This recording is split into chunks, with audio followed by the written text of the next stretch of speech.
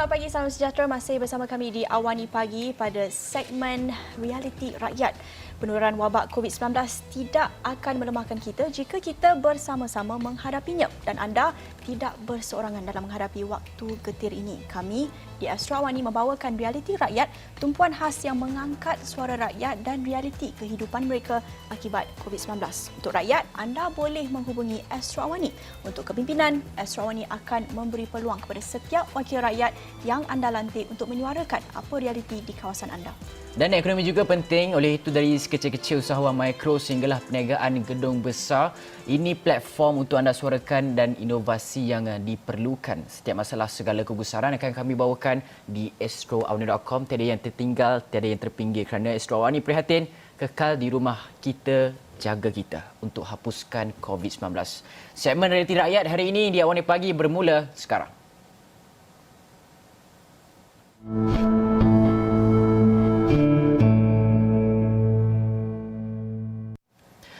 Okey, baiklah. Untuk kita mengetahui suara hati rakyat yang kini menghadapi kesukaran dalam pelbagai perkara, kita akan bersama dengan dua orang individu yang seorang daripada mereka merupakan seorang juru terbang helikopter Westar Aviation Service di Westar Aviation Service di Kota Baru.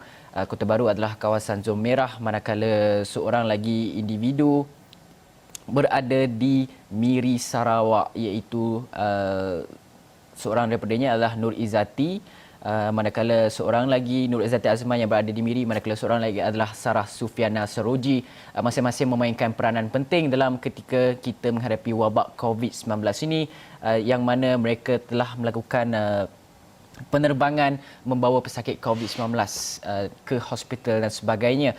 Kalau boleh kita pergi kepada Sarah Sufiana dahulu. Sarah Sufiana, selamat pagi kedua-dua anda, dan kalau boleh kita nak lihat kepada impak COVID-19 kini telah pun merentas pelbagai kehidupan dan juga pekerjaan. Sarah Sufiana kini berada di Kota Baru, iaitu kawasan zon merah. Kalau boleh Sarah ceritakan sedikit bagaimana, kongsikan pengalaman bagaimana COVID-19 ini memberi pekerjaan yang memberi impak secara terus kepada pekerjaan anda, Sarah. Bukan saja kepada saya melalui persediaan ataupun kerjaya, tapi saya rasa untuk semua orang yang kita boleh tengok dari segi perniagaan, bisnes kecil-kecilan atau besar, ekonomi dan sebagainya. Tapi untuk saya, penerbangan yang kita dijadualkan seperti biasa banyak dikurangkan kepada minima. Dan untuk penerbangan juga kita, kalau sebelum ni kita just normal prosedur, sekarang makin banyak prosedur ditambah dari segi kebersihan dan keselamatan juga antara staf, pilot dan juga penumpang-penumpang lain. So benda ni jadi lagi kita pandang lagi berat untuk jaga satu sama lain. So untuk pastikan semua orang dalam keadaan yang selamat dan faktor kebersihan diutamakan.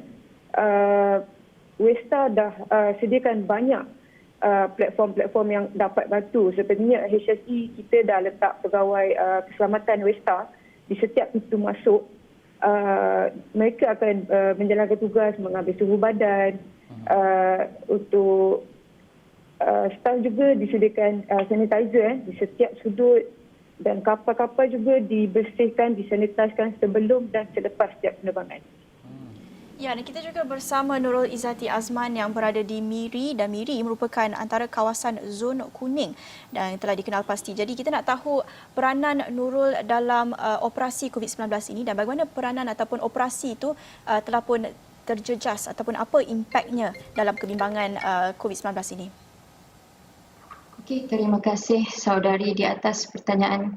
Pertama sekali izinkan saya memperkenalkan diri saya. Nama saya Nur Izzati binti Azman. Saya merupakan aircraft technician Westar Aviation Services di bahagian Miri.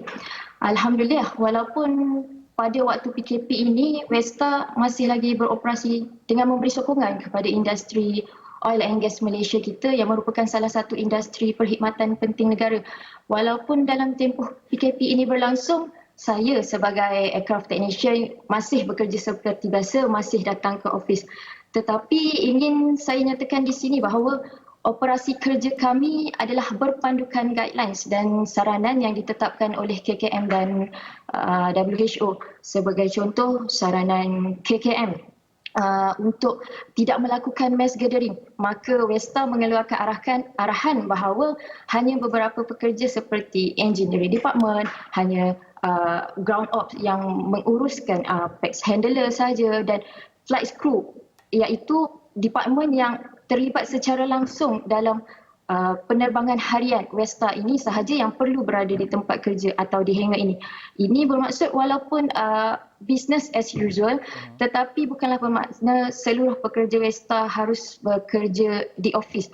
Jadi selain itu juga Westa juga mengeluarkan arahan untuk melakukan temperature screening setiap kali kita masuk pejabat dan setiap kali kita keluar pejabat. Jadi dengan langkah-langkah yang telah diambil syarikat Westa, saya berasa selamat ketika menjalankan tugas.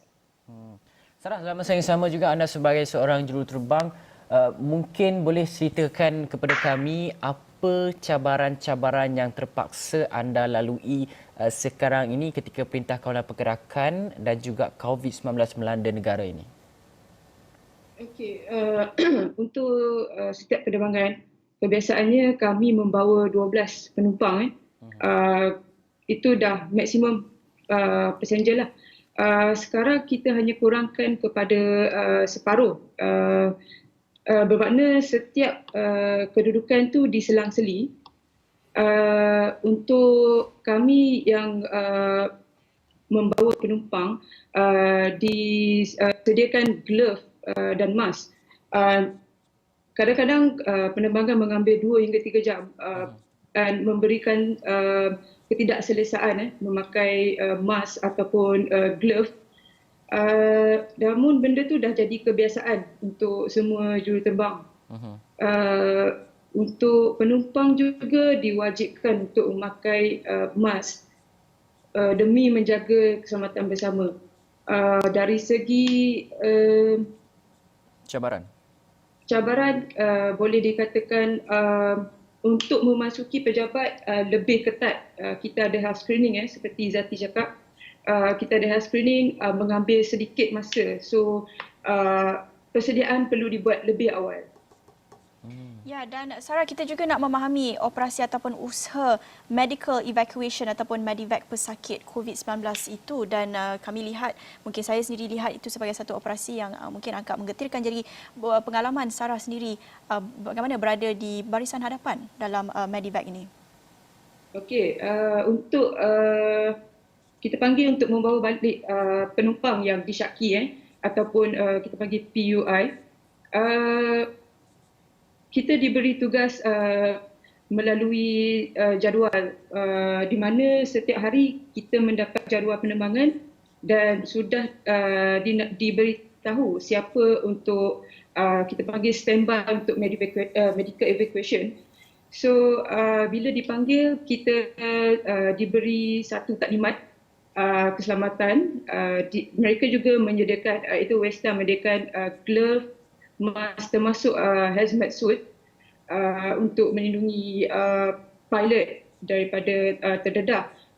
Manakala untuk penumpang, kerusi ataupun seat yang akan beliau duduk, kita dah balut dengan satu jenis plastik untuk menjaga daripada terus merebak.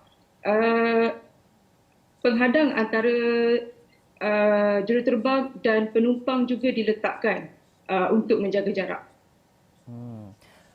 Nurul Izzati pula, anda sebagai seorang barisan harapan, tetapi dalam masa yang sama juga kita manusia biasa juga, saya nak lihat kepada kehidupan anda di Miri sekarang ini yang berada pada zon kuning. Kalau boleh Nurul kongsikan keadaan di Miri itu bagaimana sekarang ini, bagaimana masyarakat menerima Perintah Kawalan Pergerakan itu sebagai satu nasihat dan juga arahan daripada kerajaan untuk mengekang penyebaran COVID-19. Mungkin bagaimana aktiviti kehidupan harian di sana? Ada tak Nurul dengar cerita-cerita kawan-kawan Nurul dan sebagainya ada mengadu stres ke, ada mengadu yang tidak cukup bekalan makanan ke, ada yang tak dapat bantuan dan sebagainya, Nurul? Okay, terima kasih. Berdasarkan keadaan semasa di Miri sekarang berada di zon kuning, di mana sekatan jalan raya serta rondaan polis di kawasan-kawasan perumahan kini giat dijalankan yang menghadkan perjalanan harian kami. Namun bagi saya yang masih bekerja seperti biasa ini tidak mempunyai masalah kerana Westa mengeluarkan surat kebenaran perjalanan yang diperakui oleh pihak berkuasa. Dan berdasarkan pemerhatian saya, untuk pengetahuannya saudara dan saudari, rakyat penduduk Miri ini mereka gemarkan aktiviti riadah. Mereka suka jogging, mereka suka berbasikal, mereka suka berhiking, termasuk saya sendiri. Apabila saya dan Westarian yang lain di sini, apabila kami mempunyai masa lapang ataupun kami mempunyai untuk melakukan aktiviti. Kami sering berhiking di Bukit Grand Oledi dan mungkin juga jogging di Marina Park. Tetapi sejak PKP ini dilaksanakan, tetapi ternyata aktiviti ini telah terpaksa dihentikan. Ini menunjukkan betapa penduduk Miri mengikuti arahan yang dikeluarkan oleh pihak berkuasa.